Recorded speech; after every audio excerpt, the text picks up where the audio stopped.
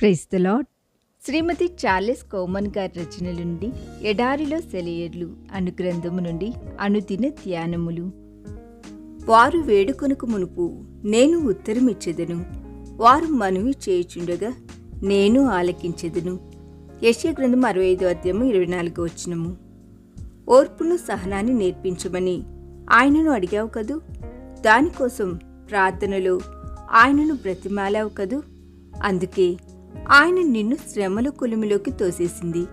ఆయన నీ ప్రార్థన వినలేదని నువ్వు అనుకున్నావు, కానీ విన్నాడు, జవాబిచ్చాడు కూడా. నీ ప్రార్థనకు సంపూర్ణమైన జవాబు శ్రమల కొలిమి. ఎందుకంటే శ్రమలే నీకు ఓర్పును సహనాన్ని నేర్పించేది. సంపూర్ణ సమర్పణ కోసం ఆయనను అడిగావు కదూ, ప్రార్థనలో దానికోసం ఆయనను బ్రతిమాలావు కదూ. అందుకే ఆయన నీకు కష్టాలు పంపించింది. ఆయన నిన్ను పట్టించుకోలేదని నువ్వనుకున్నావు, ఆయన పట్టించుకోబట్టే జవాబిచ్చాడు. నీ కన్నీటి ప్రార్థనకు నిజమైన జవాబు కష్టాలే. ఎందుకంటే కష్టాలే నీకు సమర్పణ నేర్పించేది. నిస్వార్థం కావాలని నువ్వు కోరుకున్నావు కదూ, దానికోసం ప్రార్థనలో ఆయనను బ్రతిమాలావు కదూ. ఆయన నీ ప్రార్థన లక్ష్యపెట్టాడు, జవాబిచ్చాడు. బదులుగా నీ నుండి గొప్ప త్యాగాన్ని ఆశించాడు. నీకున్నవన్నీ ఇతరులకు పంచిపెట్టమన్నాడు. అప్పుడే నువ్వు నిస్వార్థం అంటే ఏంటో నేర్చుకుంటావు. అప్పుడే నువ్వు నిస్వార్థంగా జీవించగలుగుతావు. విజయాన్ని ప్రసాదించమని అడిగావా నువ్వు?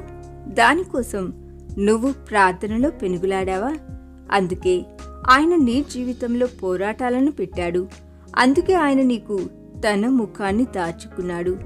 అవును దేవుని బిడ్డ, ఆయన నీ ప్రార్థనకు జవాబిచ్చాడు. పోరాటాలు ఉంటేనేగా నువ్వు యుద్ధ వీరుడు అయ్యేది. సిలువ ఉంటేనేగా విజయం సొంతం చేసుకునేది. వినయాన్ని నేర్చుకోవాలని నువ్వు ఆశించావు కదూ. వినయ ఫలాలు ఫలించే శక్తిని కూడా అడిగావు కదూ. అందుకే నీకు వేదనలు ప్రారంభమయ్యాయి. వేదనలోనేగా నువ్వు వినయం నేర్చుకునేది. అవును దేవుని బిడ్డ, ఆయన నీ ప్రార్థన విన్నాడు. వినయ ఫలాలు ఫలించాలంటే వేదనలే మార్గం. వినయపు బీజాలు నాటేది శ్రమల కొలిమిలే.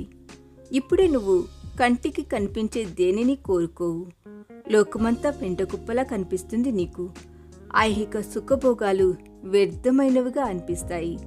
అదృశ్యమైన పరలోక అందాలనే నువ్వు ఆశిస్తావు. ఇహలోక అందాలని మురికి గుంటలే నీ కళ్ళకి. అంతరిక్షానికి ఆవల ఉందో అద్భుతమైన ప్రపంచం.